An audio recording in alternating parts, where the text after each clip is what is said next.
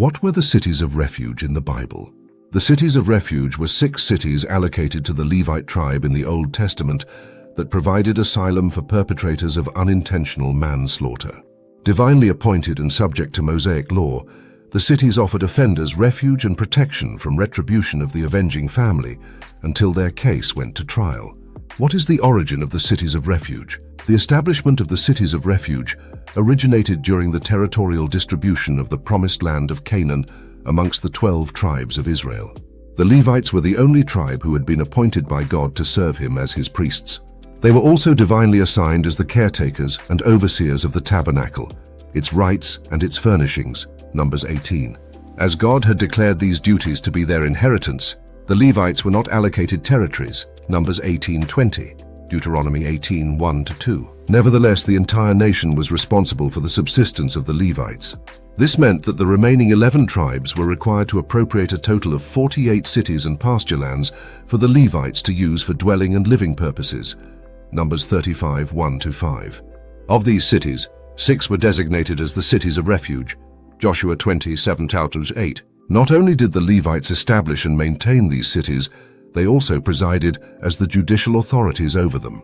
Thus, God also intended the Levites to be teachers of his laws, Deuteronomy 33:10.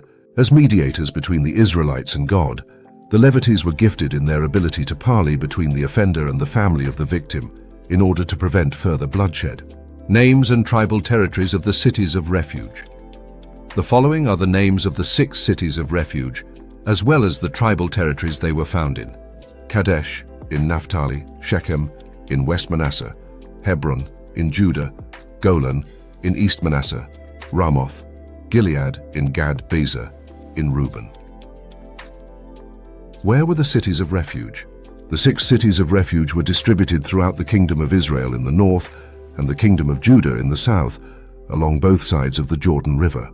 Kadesh, Shechem, and Hebron were to the west of the Jordan River. Golan, Ramoth Gilead, and Bezer were to the east of the Jordan River. The cities were strategically placed in order that they could be easily reached within 1 day of travel or less, Joshua 20:9. The cities of refuge also offered asylum to foreigners. The roads leading to the 6 cities were well maintained in order to ensure a smooth passage for fugitives. Additionally, clearly marked signposts were found at crossroads which read Miklat, meaning refuge.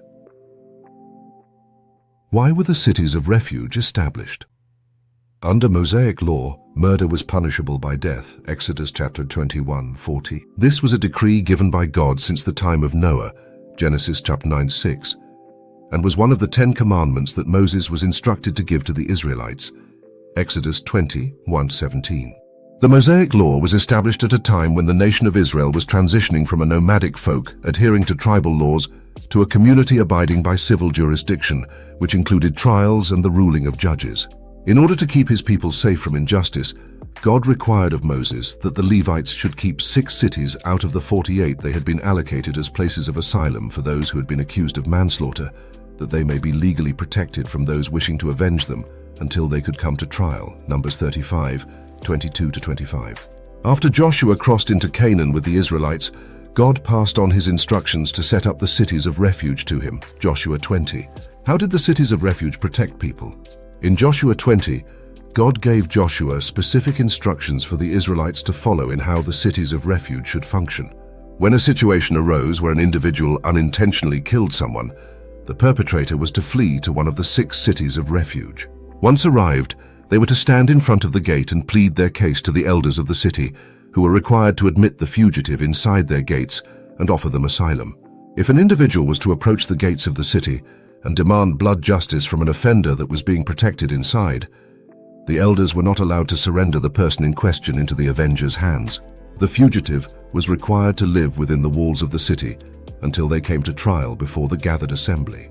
If the high priest ruled in favor of the fugitive, he was allowed to continue living in the city until the death of the said priest who had acquitted him died. After that, the offender was free to return to his own home. If the offender left the protection of the city before the death of the high priest, then the one who sought vengeance had the right to kill him without being guilty of murder, Numbers 35:26-27. Is there a modern equivalent of the cities of refuge for us today? The cities of refuge can be viewed as a foreshadow of God's plan for our salvation through Jesus Christ. Through the shedding of his blood, Jesus offers us protection from eternal death and separation from God if we confess our sins and take refuge in him. Hebrews 6:18.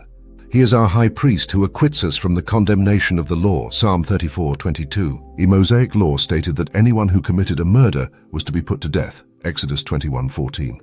But for unintentional deaths, God set aside these cities to which the murderer could flee for refuge, Exodus chapter 21:13. He would be safe from the avenger, the family member charged with avenging the victim's death, Numbers 35:19, until the case could go to trial.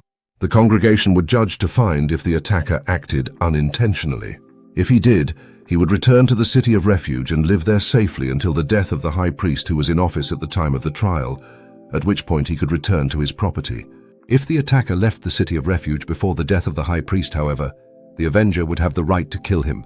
Numbers 35:24-28. The establishment of those privileged sanctuaries among the cities of the Levites is probably traceable to the idea that the Levites would be the most suitable and impartial judges, that their presence and counsels might calm or restrain the stormy passions of the blood avenger. By their consecration as priests, the Levites were mediators between the Israelites and God. As such, they would have been gifted to calmly mediate between the attacker and the victim's family, ensuring that no further bloodshed would occur. The cities of refuge can be seen as types of Christ, in whom sinners find a refuge from the destroyer of our souls. Just as a person could seek refuge in the cities set up for that purpose, we flee to Christ for refuge, Hebrews 6:18. We run to Christ to escape the danger we are in from the curse and condemnation of the law, from the wrath of God, and from an eternity in hell. Only Christ provides refuge from these things, and it is to him alone that we must run. Just as the cities were open to all who fled to them for safety, it is Christ who provides safety to all who come to him for refuge from sin and its punishment.